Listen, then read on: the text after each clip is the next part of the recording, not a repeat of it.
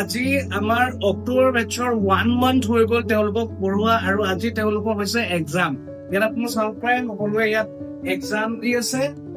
okay আপোনাৰ exam কেনেকুৱা হৈছে পাৰিছে নাই পাৰিছে ন পেপাৰ ঠিক আছে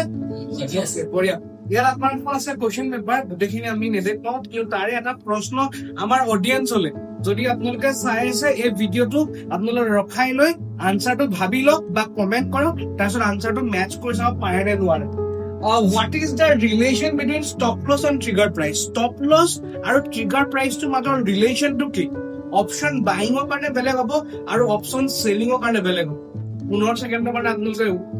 ভিডিঅটো ৰখাই লওক কমেন্ট কৰক যোন কমেন্টত কাৰেক্ট হ'ব তেখেতলোকৰ কাৰণে কিবা এটা সাৰপ্ৰাইজ নেক্সট ভিডিঅ'ত মই প্লেন কৰিম ঠিক আছে so the answer is now